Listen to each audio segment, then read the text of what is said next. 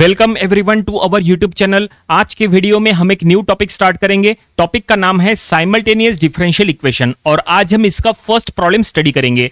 तो देखिए, जो प्रॉब्लम आज हमें सॉल्व करना है वो आपके सामने है। क्वेश्चन में क्या लिखा है वो हम पहले पढ़ेंगे। यहाँ पे दो डिफरेंशियल इक्वेशन दिए हैं। फर्स्ट है d square x by d t square equal to b d y by d t and second है d square y by d t square equal to a minus b d x by d t. तो चलो हम ये problem solve करेंगे। इस type के problem solve करने के लिए आपका हायर ऑर्डर डिफरेंशियल इक्वेशन का पूरा बेसिक कॉन्सेप्ट क्लियर होना चाहिए। आपको ये पता होना चाहिए कि कॉम्प्लीमेंट्री फंक्शन कैसे निकालते हैं। आपको ये भी पता होना चाहिए कि पर्टिकुलर इंटीग्रल कैसे निकालते हैं। उसके टोटल 6 केसेस की जानकारी आपको होना चाहिए। तो आप आसानी से इस टाइप की प्रॉब्लम आसानी से सॉल्व कर लोगे। इसके पहले ऑलरेडी हमने हायर ऑर्डर डिफरेंशियल इक्वेशन के वेराइटी ऑफ वीडियोस आपको दिए थे। उसमें हमने नंबर ऑफ प्रॉब्लम सॉल्व किए थे। तो वहां से आप वो स्टडी कर लीजिएगा। आपका हायर ऑर्डर डिफरेंशियल इक्वेशन का पूरा कॉन्सेप्ट क्लियर हो जाएगा। ठीक है, क्योंकि ये जो टॉपिक है साइमल्टेनियस डिफरेंशियल इक्वेशन, ये higher order differential equation unit में ही आता है। ठीक है, तो आपको पहले हायर ऑर्डर डिफरेंशियल इक्वेशन की अच्छी सी प्रिपरेशन करना है, देन आफ्टर आपको इसमें आना है। ठीक है, चलो स्टार्ट करते हैं। फाइनली ये प्रॉब्लम हम सॉल्व करना, तो कैसे सॉल्व करेंगे देखो। यहां पे हम क्या करेंगे, ये पूरे इसको सॉल्व करके हमें यहां से एक्स एंड वाई का वैल्यू फाइंड आउट करना है। तो ये कैसे यहां पे फाइंड आउट करेंगे, सबसे पहले हम एक काम करेंगे। सबसे पहले यहां पे ये पूरे डिफरेंशियल इक्वेशन को हम कैपिटल डी के फॉर्म में लिख लेंगे। कैपिटल डी यानी क्या होता है, तो कैपिटल डी यानी डी बाई डी टी हम यहां लिख लेंगे, क्योंकि यहां पे वेरिएबल टी है। सो डी बाई डी टी की जगह कैपिटल डी पुट करो। ठीक है, तो चलो इसको कैपिटल डी के फॉर्म में हम पहले सेट कर लेंगे। तो हम यहां लिख लेंगे पुट। हम ये फिर से डिफरेंशियल इक्वेशन यहां नहीं लिखते हैं, डायरेक्टली हम यहां लिखते हैं put capital D equal to d by d t in above equations. तो देखो क्या होगा, तो ये d square x by d t square का हो जाएगा d square of x equal to b d y by d t का हो जाएगा बी इंटू डी वाई, ऐसा हो जाएगा। ठीक है, और दूसरे इक्वेशन की अगर बात करें तो दूसरे इक्वेशन ऐसा हो जाएगा d square y equal to a minus b d of x, ऐसा हो जाएगा। ठीक है, अब यहाँ पे यहाँ से इक्वेशन तैयार करो। तो ये जो टर्म है बी वाला, इसको लेफ्ट हैंड साइड में शिफ्ट करो। So d square x minus b d y equal to 0, ये पहला इक्वेशन बना दिए। और अब यहाँ पे भी वही करो, x का टर्म पहले लिख लो। तो ये हो जाएगा बी डी एक्स और ये plus d square y equal to ए।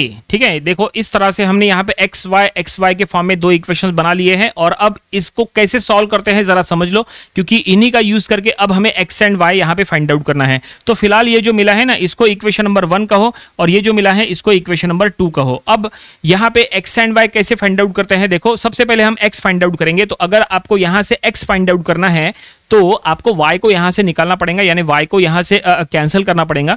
तो अगर y को कैंसिल करना है तो कैसे कैंसिल करेंगे जरा समझ लो।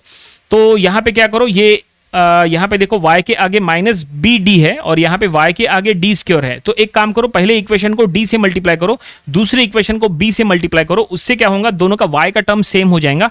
फिर हम ये दोनों इक्वेशंस को ऐड करेंगे तो y का टर्म कैंसिल हो जाएगा। फिर जो इक्वेशन बनेगा वो पूरा in the form of x बनेगा। फिर वहां से हमें x का सोल्यूशन मिल जाएगा। एक बार हमें x मिल गया तो वो x हम फिर ये इक्वेशन नंबर 1 या 2 में पुट करेंगे तो हमें y मिल जाएगा। प्रॉब्लम वहीं पे कंप्लीट हो जाएगा। ठीक है, जैसे कोई साइमल्टेनियस इक्वेशन हम लोग सॉल्व करते हैं ना, बिल्कुल उसी तरह से सॉल्व होता है जैसे हम लोग सब्स्टिट्यूशन मेथड का यूज करते हैं, वही मेथड हमें यहाँ पे यूज करना है। लेकिन यहाँ पे सॉल्व करने के लिए आगे चल के हमें हायर ऑर्डर डिफरेंशियल इक्वेशन के सभी कॉन्सेप्ट्स का यूज करना है। देखो कैसे ये होता है। तो चलो यहाँ पे जैसा हमने कहा, पहले इक्वेशन को हम देखो हम यहाँ लिख लेंगे। कौन सी इक्वेशन को किससे मल्टीप्लाई करना है ये इंपॉर्टेंट है। इक्वेशन नंबर 1 को हम मल्टीप्लाई करेंगे डी से, ठीक है, और इक्वेशन नंबर 2 को हम मल्टीप्लाई करेंगे बी से, और फिर से दोनों इक्वेशंस लिखेंगे। तो देखो दोनों इक्वेशंस ये क्या बनती है। तो पहले इक्वेशन को d से मल्टीप्लाई करेंगे तो ये हो जाएगा d cube x minus b d square y equal to 0। सही है, ओके। दूसरे इक्वेशन को b से मल्टीप्लाई करेंगे तो ये हो जाएगा बी स्क्वेयर डी एक्स, ठीक है, और ये हो जाएगा plus b d square y, ये हम यहां लिख लेंगे ए बी। ठीक है, तो इस तरह से हमने इक्वेशन नंबर 1 और 2 को d और b से मल्टीप्लाई करके ऐसी दो इक्वेशंस बना लिए हैं। ये दो इक्वेशंस काफी इंपॉर्टेंट है, क्योंकि अब क्या करना है, हमें इसी इक्वेशन का यूज करके आगे हमें सॉल्व करना है। तो ये जो इक्वेशंस हमें मिली है इसको हम इक्वेशन नंबर दे देंगे। तो ये इक्वेशन नंबर 3 हम इसको कहेंगे और इसको इक्वेशन नंबर 4 कहेंगे। ठीक है, आप देख सकते हैं दोनों में y का टर्म बिल्कुल सेम है, प्लस माइनस। अब अगर ये दोनों इक्वेशंस को हम ऐड कर लेंगे तो आसानी से y कैंसिल हो जाएगा और जो भी इक्वेशन फिर हमें मिलेगा वो in the form of x रहेगा, वहां से हमें x मिल जाएगा। ठीक है, तो चलो स्टार्ट करते हैं दोनों इक्वेशंस को ऐड करना। तो हम यहां लिख लेंगे add equation 3 and 4, equation number 3 and 4 को ऐड करेंगे। So LHS plus LHS, RHS plus RHS करना होता है। सो ये d cube x minus b d square y, ठीक है, इक्वेशन नंबर 3 का LHS हो गया, प्लस ये बी स्क्वेयर डी एक्स और फिर plus b d square y equal to right hand side में ए बी। तो ये हमने LHS plus LHS, RHS plus RHS कर लिए। और अब आप यहाँ पे देख सकते हैं कुछ टर्म जो है वो प्लस माइनस में ये टर्म कैंसिल हो जाएंगी और अब जो बचा है वो हम यहाँ लिख लेंगे। तो जो बचा है इसमें से x कॉमन ले लो, ठीक है, ये दोनों टर्म में से x कॉमन ले लो। तो देखो x कॉमन करने के बाद ये क्या होता है, तो ये हो जाएगा d cube mine plus b square d of x equal to a b, equal to a b. देखो यहां तक हमने सॉल्व कर लिए। अब आप देख सकते हैं ये पूरा x का इक्वेशन है, तो यहां से अब हमें x निकालना आसान है। अब यहां से x निकालने के लिए यहां पे आपको हायर ऑर्डर डिफरेंशियल इक्वेशन के रूल्स यूज करना है। तो सबसे पहले तो हम इसको हायर ऑर्डर डिफरेंशियल इक्वेशन के स्टैंडर्ड फॉर्म में कन्वर्ट करेंगे। क्या ये ऑलरेडी स्टैंडर्ड फॉर्म में है? यस, बिल्कुल, ये already higher order differential equation के स्टैंडर्ड फॉर्म में है। क्या होता है स्टैंडर्ड फॉर्म? देखो ऐसा है, that is f of d of x के फॉर्म में लिखते हैं equal to q of y. देखो ये है हायर ऑर्डर डिफरेंशियल इक्वेशन का स्टैंडर्ड फॉर्म। ये एक्स के फॉर्म में भी लिख सकते हैं, वाई के फॉर्म में भी लिख सकते हैं। तो फाइनली ये ऑलरेडी ये स्टैंडर्ड फॉर्म में है। तो ये जो पहला ब्रैकेट है ये एफ ऑफ डी है, f of d of x equal to ये पूरा क्यू ऑफ वाई, ठीक है। और अब यहां से हमें अगर हायर ऑर्डर डिफरेंशियल इक्वेशन के रूल्स यूज करना है तो कैसे रूल्स यूज करेंगे, कैसे एक्स फाइंड आउट करेंगे वो समझ लो। सबसे पहला स्टेप होता है to find the complementary function, दूसरा स्टेप होता है to find the particular integral, और फिर एट द लास्ट ये दोनों को ऐड करके हमें जनरल सॉल्यूशन तैयार करना है। वो जनरल सॉल्यूशन एक्स का होगा और वो एक्स हमें जो मिलेगा वो एक्स फिर हम ये दो में से कोई एक इक्वेशन में पुट करेंगे, इक्वेशन नंबर 1 में या 2 में, तब जाके हमें वाई मिलेगा और फिर प्रॉब्लम कंप्लीट होगा।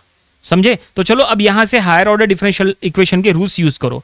तो पहला स्टेप क्या बताए थे? Complementary function. तो अगर आपको यहां कॉम्प्लीमेंट्री फंक्शन फाइंड आउट करना है तो सबसे पहले ऑक्सिलरी इक्वेशन तैयार करो। तो हम यहां लिख लेंगे AE यानी ऑक्सिलरी इक्वेशन इज। एग्जाम में पूरा स्पेलिंग में लिखना, हमने शॉर्ट फॉर्म में लिखा है अभी। सो ऑक्सिलरी इक्वेशन क्या होगा? ये d cube plus b square d को 0 के साथ इक्वेट करो, ठीक है, ये ऑक्सिलरी इक्वेशन बन गया। अब यहां पे इसके रूट्स फाइंड आउट करो। अब इसके रूट्स फाइंड आउट करना है तो सबसे पहले दोनों में से d कॉमन ले लो। तो d square plus b square equal to 0। ये देखो हमने यहां पे d कॉमन ले लिए। अब हम ऐसा लिख सकते हैं d equal to 0 and d square plus b square equal to 0, ठीक है। अब यहां पे 3 रूट्स आएंगे क्योंकि d क्यूब था, d का पावर 3 है तो 3 रूट्स आना तय है, उसमें से एक रूट तो 0 है। अब देखो यहां पे बाकी के 2 रूट्स निकालना है तो कैसे, d square equal to minus b square हो जाएगा, ठीक है। सो ये हो जाएगा d square is equal to i square b square, क्योंकि -1 यानी आई स्क्वायर होता है। उसके बाद यहां पे हो जाएगा d equal to plus minus i b. तो ये फाइनली हमने रूट्स फाइंड आउट कर लिए। यहां पे d इज इक्वल टू 0 लिखते चलेंगे, ठीक है। तो टोटल 3 रूट्स फाइंड आउट करना था, 3 रूट्स हमने यहां पे फाइंड आउट कर लिए हैं। पहला रूट है 0, दूसरा रूट है bi और तीसरा रूट है -bi। तो ये हो गए टोटल 3 रूट्स। अब हम इसका यूज करके यानी रूट्स को देख के अब हम कॉम्प्लीमेंट्री फंक्शन का इक्वेशन लिखेंगे। तो चलो यहां पे लिखते हैं। सो नाउ CF यानी complementary function C1 e to the power 0t, ठीक है, क्योंकि 0 के लिए, उसके बाद प्लस माइनस bi के लिए हो जाएगा plus C2 cos of bt plus C3 sine of bt। ये देखिए इस तरह से। अब यहां पे आपको कॉम्प्लीमेंट्री फंक्शन का इक्वेशन कैसे बनाते हैं उसका कॉन्सेप्ट आपका क्लियर होना चाहिए। हमने स्टार्टिंग में कॉम्प्लीमेंट्री फंक्शन के ऊपर एक स्पेशल वीडियो बनाए थे, वो वीडियो आप देख लीजिएगा, आपको कॉम्प्लीमेंट्री फंक्शन का कोई भी इक्वेशन बनाना उससे आ जाएगा, ठीक है। उसका लिंक हमने आज के वीडियो डिस्क्रिप्शन में भी दे दिया है, ठीक है। तो हम इसको ऐसा लिख लेंगे finally CF equal to C1 plus C2 cos of bt plus C3 sine of bt, ठीक है ना। तो ये हमने क्या फाइंड आउट कर लिया, ये हमने कॉम्प्लीमेंट्री फंक्शन का इक्वेशन बना लिए है। जैसा हमने कहा था कि पहला स्टेप होता है कॉम्प्लीमेंट्री फंक्शन बनाना, तो ये हमने कॉम्प्लीमेंट्री फंक्शन पहला सॉल्यूशन यहाँ पे निकाल लिए। ठीक है, यहाँ पे जो यहाँ पे जो पहला रूट है वो 0 है, तो e⁻0t। ठीक है, और जो बाकी के दो रूट्स है वो प्लस माइनस आई बी है, तो आई B plus minus i B मतलब ये अल्फा प्लस माइनस आई बीटा के फॉर्म में है। अल्फा प्लस माइनस आई बीटा, यहाँ पे अल्फा 0 है, अल्फा यहाँ पे 0 है और बीटा की वैल्यू b है, इसलिए यहाँ पे जो है ये जो फॉर्म हमने बनाया है इसमें अल्फा आपको दिख नहीं रहा, ओनली बीटा की जगह हमने b लिखे। ठीक है, इस तरह से। ओके, इसका स्टैंडर्ड फॉर्म पता होगा ना आपको, स्टैंडर्ड फॉर्म आपको पता होना चाहिए। देखो नहीं पता है तो एक बार बता देते हैं आपको, नहीं तो ठीक है, देखो क्या है बता देते हैं आपको। देखो ऐसा होता है, समझ लो इसको, e⁻α x into c1 cos of beta x plus c2 sine of beta x. देखो ऐसा है, अब आपको समझ में आ जाएगा कि हमने जो कॉम्प्लीमेंट्री फंक्शन का इक्वेशन बनाया वो कैसे बनाए। ये 0 के लिए तो ठीक है, c1 e⁻, यहाँ पे जो रूट है वो यहाँ लिखना होता है e⁻0t। ठीक है, तो ये e⁻0 यानी 1 हो जाएगा, इसलिए ओनली c1 आया। और यहाँ पे अल्फा प्लस माइनस आई बीटा, अल्फा की वैल्यू 0 है, बीटा की वैल्यू 1 है, तो यहाँ e⁻α x यानी e⁻0x। ठीक है ना, यहाँ पे 0 पुट करो, यहाँ पे 0 पुट करना है, और यहाँ पे जहाँ पे बीटा है वहाँ पे b पुट करना है, यहाँ पे और यहाँ पे।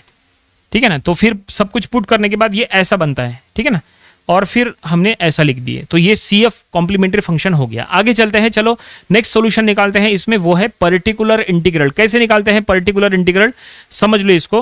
अब एक काम करते हैं, इसको नेक्स्ट पेज पे ले लेते हैं, तो हम यहाँ पे लिख लेंगे नाउ पी आई यानी particular integral P I equal to 1/f of D. F of d आपको यूज करना है, तो क्या एफ ऑफ डी है, तो ये देखिए एफ ऑफ डी हमारा ये था, that is d³ plus b²d। ठीक है, एक मिनट, एक्सट्रीमली सॉरी, यहाँ पे y नहीं, यहाँ पे t चाहिए, क्योंकि इक्वेशन में वेरिएबल t है। ठीक है, तो यहाँ हायर ऑर्डर डिफरेंशियल इक्वेशन में यहाँ पे f of d of x equal to q of t जो वेरिएबल है वो, तो यहाँ पे अब हमने क्या बोल रहे थे, हमें पी आई का इक्वेशन तैयार करना है, तो 1/f ऑफ डी।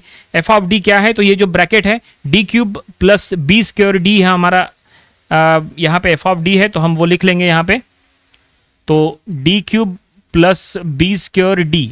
ठीक है, और अब यहाँ पे इंटू q ऑफ t लिखना है। ठीक है, q ऑफ t यानी ए बी है, इक्वल टू के राइट साइड में जो है वो, ये देखो b³ प्लस b²d लिख लिए, और अब इक्वल टू के राइट साइड में जो q ऑफ t है वो हमारा ए बी है, तो हमने यहाँ पे ए बी लिख लिए। और अब यहाँ से पी आई कैसे फाइंड आउट करते हैं समझ लो। अब यहाँ पे ए बी कोई केस में आता है क्या, वो आपको याद करना है। ठीक है, क्योंकि अब यहाँ पे पर्टिकुलर इंटीग्रल फाइंड आउट करना है, तो पर्टिकुलर इंटीग्रल फाइंड आउट करने के लिए टोटल 6 केसेस होते हैं। इट मीन्स आपको ये आइडेंटिफाई करना होता है कि यहाँ पे जो टर्म दिया है वो कौन से केस में आता है, क्या वो एक्सपोनेंशियल के फॉर्म में है, क्या वो साइन है, क्या वो कॉस है, क्या वो x⁻m के फॉर्म में है, क्या वो x⁻m इंटू v के फॉर्म में है, तो वो। तो अगर आप यहाँ प्रॉपर्ली चेक करेंगे, ए बी है, ए और बी दोनों कांस्टेंट है, ये कोई भी केस में नहीं आता, तो आप ए बी को चाहे तो बाहर लिख सकते हैं ऐसा ए बी, और हम इसको ऐसा लिख लेंगे 1/d³ प्लस b²d इंटू 1 ऐसा लिख सकते हैं, कोई दिक्कत नहीं है। अब इंटू 1 यानी क्या होता है, 1 यानी होता है e⁻0, तो हम 1 की जगह e⁻0t ऐसा लिखते हैं, ये देखिए। ठीक है ना, क्योंकि ए बी यहां से बाहर निकल गया तो यहां 1 बचा, 1 यानी e⁻0t, हम इसको ऐसा लिखेंगे। और अब यहां पे केस 1 अप्लाई करेंगे। केस 1 का रूल ये है कि अगर यहां पे एक्सपोनेंशियल है तो देखो e⁻80 के फॉर्म में है, अगर ये e⁻80 के फॉर्म में है, e⁻80 के फॉर्म में अगर है, तो ये जो f ऑफ d होता है उसमें जहां जहां पे d है वहां पे a पुट करना होता है। पी आई फाइंड आउट करते समय अगर यहां एक्सपोनेंशियल टर्म हो, e⁻80 के फॉर्म में हो, तो f ऑफ d में जहां जहां पे d है वहां a पुट करो, लेकिन पुट करते समय डिनोमिनेटर 0 नहीं होना चाहिए। अगर डिनोमिनेटर 0 होता है तो फिर न्यूमरेटर में आपको t लिखना है और डिनोमिनेटर को डिफरेंशिएट करना है और फिर आगे कंटिन्यू करना है। तो चलो यहां पे हम चेक करते हैं। तो ये देखो e⁻0t, तो a का वैल्यू 0 है, तो यहां जहां जहां पे d है ना वहां पे 0 पुट करो और चेक करो पहले कि क्या डिनोमिनेटर 0 हो रहा है। तो चलो हम इधर चेक करेंगे, 1/d³ यानी 1/0³ यानी 0 प्लस b²d यानी b² इंटू 0, तो ये हो गया 1/0 प्लस 0, तो 1/0 प्लस 0 यानी 1/0, यानी ये तो इनडायरेक्टली डिनोमिनेटर 0 हो रहा है। हमने कहा था डिनोमिनेटर 0 नहीं होना चाहिए, डिनोमिनेटर 0 हो रहा है, तो अब हम यहाँ पे ये वैल्यू पुट कर नहीं सकते, हमें यहाँ पे इसको न्यूमरेटर में t लिख के डिनोमिनेटर को डिफरेंशिएट करना पड़ेगा। ठीक है, तो हम यहाँ पे लिख लेंगे ए बी, न्यूमरेटर में लिखे t, डिनोमिनेटर को डिफरेंशिएट करो, डी क्यूब का हो जाएगा 3d square plus b square d का हो जाएगा ओनली बी स्क्वायर, हो गया, और e⁻0t वही का वही है। ठीक है, इस तरह से। और अब यहां पे फिर से वही केस अप्लाई करो और चेक करो डिनोमिनेटर में पुट करके कि क्या डिनोमिनेटर 0 होगा।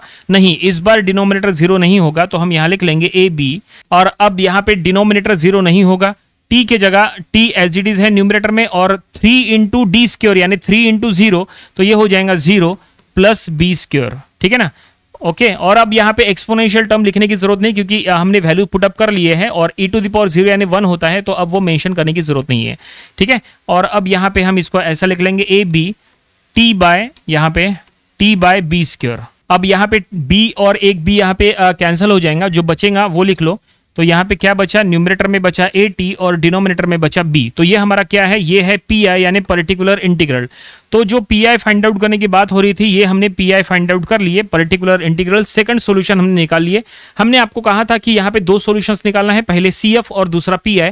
तो देखो पहले सी एफ हमने निकाले थे, देखो ये था सी एफ कॉम्प्लीमेंट्री फंक्शन, और अब हमें मिला है पी आई। और अब हमें क्या करना है, ये दोनों सॉल्यूशंस को ऐड करना है, जनरल सॉल्यूशन तैयार करना है। वो जनरल सॉल्यूशन किसका होगा, एक्स का होगा, क्योंकि हमें यहां से एक्स मिलने वाला है। तो चलो अब हम यहां पे लिख लेंगे नाउ जनरल सॉल्यूशन इज, तो जनरल सॉल्यूशन जो है वो हम इसको ऐसा लिख लेंगे, x is equal to c f plus p i. ठीक है, c f plus p i, तो बस यहां लिख लेंगे x is equal to c f क्या था, C1 plus C2 cos of b x नहीं sorry b t plus C3 sine of b t plus a t by B. जो हम पी आई है वो भी हमने यहां लिख दिए, इसको हटा देते हैं, इसका काम हो गया। ठीक है, और अब चलो यहां पे हमने देखो x फाइंड आउट कर लिया है। क्या ये सॉल्व हो सकता है, थोड़ा सा चेक करो, अगर ये हो सकता है तो कुछ सॉल्व करो, और अगर नहीं हो सकता है तो ये इसको यहीं पे स्टॉप करो। तो ये हमें फाइनली x मिल गया, यानी हमें पहला सॉल्यूशन मिल गया। अब हमें बस y निकालना है। अगर आपको y निकालना है तो हमने क्या कहा था स्टार्टिंग में, x जो आपको मिला है वो इक्वेशन नंबर 1 या 2 में पुट करो। कहाँ है इक्वेशन नंबर 1 एंड 2, ये देखो, ये इक्वेशन नंबर 1 एंड 2 दोनों में से कोई भी एक इक्वेशन में पुट करो, चॉइस आपकी है। चलो इक्वेशन नंबर 1 में हम पुट करते हैं। देखो ये इक्वेशन नंबर 1 है, d square x minus b d y equal to 0। इसमें हम पुट करते हैं x का वैल्यू और देखते हैं y हमें क्या मिलता है। तो हम यहाँ पे लिख लेंगे, पुट x इन इक्वेशन 1। तो देखो इक्वेशन नंबर 1 क्या है, इक्वेशन नंबर 1 एम्प्लॉइज क्या था इक्वेशन नंबर 1, पहले इक्वेशन नंबर 1 लिखते हैं, d square x minus b d y equal to 0। एक बार चेक करते हैं क्या यही था, d square x minus b d y equal to 0। Yes बिल्कुल, बस यहाँ पे एक्स पुट करो। ठीक है, या फिर एक काम करो, इसको ये टर्म को उधर शिफ्ट करो, तो ऐसा हो जाएगा b d y equal to d square x, ऐसा हो जाएगा। ओके, हमने टर्म को शिफ्ट कर दिए। अब यहां से आपको y निकालना है, तो क्या करो, ये d और यहाँ पे एक एक d जो है वो कैंसिल हो जाएगा। देखो यहाँ पे d स्क्वायर और d है, यहाँ पे एक d कैंसिल हो गया, तो ये ऐसा बचेगा। देखो यहाँ पे लेफ्ट हैंड साइड में only by, right hand side में dx, ऐसा बचेगा सिर्फ। ठीक है, और यहाँ पे y अगर फाइंड आउट करना है तो 1/b इंटू डी एक्स, ऐसा, और अब इंटू डी, और अब x में पूरा का पूरा x ये लिख लेंगे उठा के। ठीक है, तो हम इसी को कॉपी कर लेते हैं यहाँ से, क्योंकि x ये हमने ऑलरेडी यहाँ पे लिखे हैं, बस यहीं पे यहाँ से उठा के हमने इसको कॉपी कर लिए हैं। अब यहाँ पे देखो ये पूरे ब्रैकेट के आगे d है, d यानी क्या होता है, हमने स्टार्टिंग में कहा था d यानी differentiation, d by d T. ठीक है ना, तो हम क्या करेंगे, ये पूरे इक्वेशन को इनडायरेक्टली डिफरेंशिएट करेंगे। तो y इक्वल टू 1/b बाहर रहेगा, C1 का डिफरेंशिएशन 0, C2 का हो जाएगा, देखो cos bt का हो जाएगा, cos का क्या होता है माइनस साइन, तो हम यहां लिख लेंगे minus b C2 sine of bt। ठीक है, cos bt का minus sine bt into b, तो यहां पे माइनस b हमने बाहर रख दिए, और प्लस यहां पे b C3 into cos of bt। ठीक है ना, और यहां पे डिफरेंशिएट करेंगे तो a बाई बी, इस तरह से हमने डिफरेंशिएट कर लिए। अब बस एक ही काम करो, पूरे इक्वेशन को 1/b से मल्टीप्लाई कर लो, तो ये हो जाएगा y इक्वल टू, देखो पूरे इक्वेशन को 1/b से मल्टीप्लाई करेंगे तो यहां से b जो है वो कट जाएगा, यहां से भी कट जाएगा और यहां पे जो है b स्क्वायर आ जाएगा। ठीक है, ये प्लस वाला टर्म पहले लिखते हैं। ठीक है, नहीं चलो C2 वाला टर्म ही लिखते हैं, माइनस वाला टर्म, क्योंकि C2 पहले होना चाहिए, C3 बाद में होना चाहिए, माइनस, ऐसा कोई जरूरी नहीं है, ये आप अपने हिसाब से लिख सकते हैं। So minus C2 sine of BT plus C3 cos of BT, देखो दोनों में से b हट चुका है और यहां पे b आ जाएगा डिनोमिनेटर में, 1/b स्क्वायर हो जाएगा। इसको और आगे सॉल्व करने की जरूरत नहीं है। तो ये क्या है, तो यही हमारा y है। तो finally x and y find out कर लिए हैं। तो फाइनली जैसा हमने स्टार्टिंग में कहा था कि दोनों इक्वेशंस को सॉल्व करके हमें x एंड y जो सॉल्यूशन है वो हमें फाइंड आउट करना है। तो ये है x, ठीक है, और ये है y, और प्रॉब्लम यहीं पे कंप्लीट हो गया। तो एक बार समझ लेते हैं कि हमने क्या क्या किए हैं, फिर जो है इसको कंप्लीट कर देंगे। तो ये देखिए, ये फाइनली डिफरेंशियल इक्वेशन दिए थे 2, ठीक है, और दोनों से हमें x and y find out करना था। सबसे पहले हमने दोनों को कैपिटल D के फॉर्म में रखे, फिर हमने यहाँ पे क्या किए, दोनों इक्वेशंस को कुछ ऐसा सेट किए कि हमने यहाँ पे y का टर्म कैंसिल करना था और x फाइंड आउट करना था, इसलिए दोनों को D और B से मल्टीप्लाई करके ऐसा बना दिए। फिर हमने दोनों को ऐड किए तो यहाँ से y की टर्म कैंसिल हो गई, इक्वेशन x का बन गया। फिर हमने इसको सॉल्व किए by using the rules of higher order differential equation. तो सबसे पहले हमने ऑक्सिलरी इक्वेशन बनाए, उसके रूट्स निकाले, कॉम्प्लीमेंट्री फंक्शन का इक्वेशन बनाए। उसके बाद सेकंड होता है पर्टिकुलर इंटीग्रल। तो पर्टिकुलर इंटीग्रल की स्टेप्स ये है, हमें पी मिल चुका है और फिर एट द लास्ट हमने CF और पी को ऐड किए, हमें पहला सॉल्यूशन मिल गया x, ठीक है। फिर हमें x का वैल्यू इक्वेशन नंबर 1 या 2 में पुट करना था, तो हमने इक्वेशन नंबर 1 में पुट किए, सॉल्व किए तो हमें y मिल गया। और इस तरह से x और y ये हमारा फाइनल सॉल्यूशन है और प्रॉब्लम यहीं पे कंप्लीट हो गया। आई होप आपको ये पूरा प्रॉब्लम, हर एक स्टेप जो हमने यूज किए हैं वो आपको समझ में आ गया हो गया। ये आपको अपने प्रैक्टिस बुक में जरूर से सॉल्व करके देखना चाहिए। आगे आने वाले दिनों में हम इसके और भी नंबर ऑफ प्रॉब्लम्स कवर करने वाले हैं। ये तो काफी सिंपल प्रॉब्लम था, लेकिन आगे आने वाले दिनों में डिफिकल्ट से डिफिकल्ट प्रॉब्लम लेंगे ताकि इसकी और अच्छे से प्रैक्टिस हो जाए। तो मिलते हैं अगले वीडियो में इसके न्यू प्रॉब्लम के साथ। Thanks for watching this video.